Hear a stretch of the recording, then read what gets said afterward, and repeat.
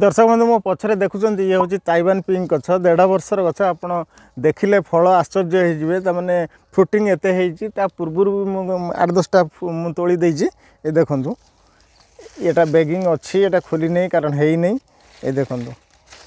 देखु या तलू भी देखु बेगिंग अच्छी एपटे भी देखु फ्रुटिंग एपटे भी फ्रुटिंग देखु ये सब देखु ये देखु ए बेगिंग अच्छी ये भी फ्रुटिंग आउ यहीपटे साइड की देखु ये दुटा मुझे छिड़े देजी ये देखु एपट को भी आसिक देखु ये भी रही माटी की लगी एपटे फ्रुटिंग देखिए। जय जगन्नाथ रवि ऑर्गेनिक फार्मिंग के आपण मानक स्वागत। दर्शक बंधु मु वीडियो प्रथम रू कहूली जे ताइवान पिंक वेराइटी जो पिजुली आपण मोर ये देखुं गछ 1.5 वर्षर गछ 1.5 वर्षर गछ पूर्व तो थे फ्रुटिंग नहीं थी किंतु एटा सेकेंड फ्रुटिंग परिमाणटा देखु आ फ्रुटिंग साइज गुरा भी देखु 400 एभव प्राय सबू पिजुली ये देखो गोटे गोटे नेथारे भी 4टा एठी भी बेगिंग करी आर बेगिंग अच्छी जो फल माने है नहीं फ्रुट से सब बेगिंग रखी अदर सब छेड़े देजी ये देखु एपट को भी देखु ये तले यही गोटे पिजुली ये देखिए यहाँ हूँ 600-650 हम हाथ जगह होनी पाख गोटे छोटे होता से रही जाता ये भी देखु ये भी देखु ये भी देखु एपटे भी देखु दर्शक बंधु ये देखो ये भी फल अच्छी ये बेगिंग अच्छी ये साइड्रे भी ये फल अच्छी ता सहित आउ गोटे यार विशेषतः कौन है फ्रुट दवा सहित माने फूल कढ़ पुणी आसवा भी आरंभ कर दे था ये भी देखु ये गचर देखो ये जो सब माने बर्तमान आसी कढ़ फूल प्राय सब ब्रांच रे आसी एपटे देखो गचर सब आटे जो आटे देखिए ये हूँ से ताइवान पिंक को कह जाए फ्रुट्र मास्टर जे कि सबुठारु अधिक पिजुली भितर सबुठारु अधिक फल दे थाए एवं बहुत कम समय में फल दे थाए ये देखो ये ऊपर सबआडे ये फ्लावर आ जाइए ता सहित फ्रुटिंग सहित आईपट को आसवे देखिए ये गोटे पिजुली देखु ये पिजुली पाखापाखि 600-700 ये बर्तमान हार्वेस्टिंग मुझे हार्वेस्टिंग करने वीडियोटा करी एपटे आर कि अच्छी आर भी किसी अच्छी जो बेगिंग भी है ये गोटे दर्शक बंधु देखो ये पिजुली ये हूँ ताइवान पिंक ओरिजिनल गछ माने यही गचरू ये पिजुलीटा रही जाइए माने पिजुली तोली भी तोली बोली मोर एप्पल बेर मुझे तोली पार नी जे एप्पल बेर तोला चली से पिजुली तोली पार नी कि गोटे पिजुली नष्ट हो जाता कि देखो कलरटा केते ग्रेड माने जोटा पिंक बोली कह जाए ये हूँ ओरिजिनल पिंक तेणु ए भेराइटी सामान्य टी खटा लगी था किंतु मीठा लगी था किंतु फल दवापाई माने प्राय जिते प्रकार भेराइटी देखी मोरी फार्म रे भी एमती थाई 7 भी लगी सी भी फ्रुटिंग दूसरी VNR भी लगी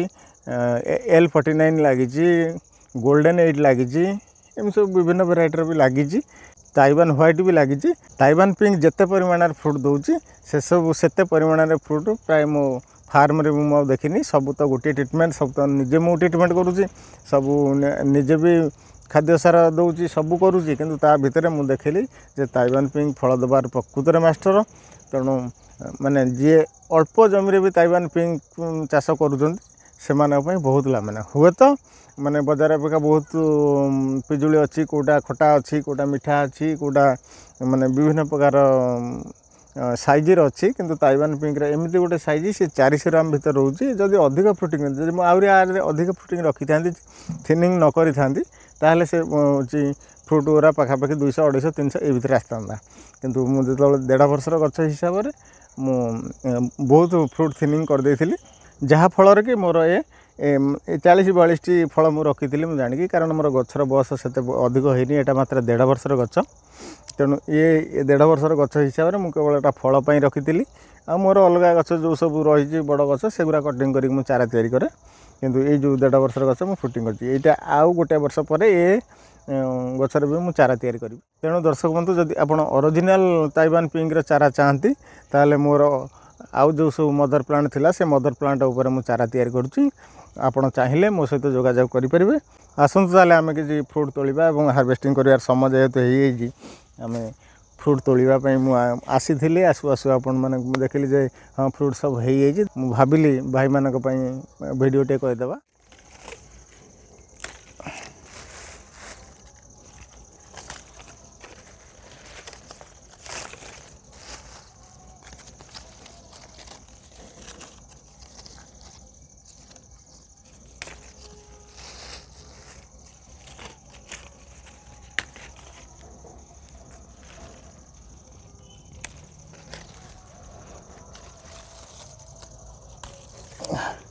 এইটা प्राय गचर सबुठार बड़ पिजुली एटा है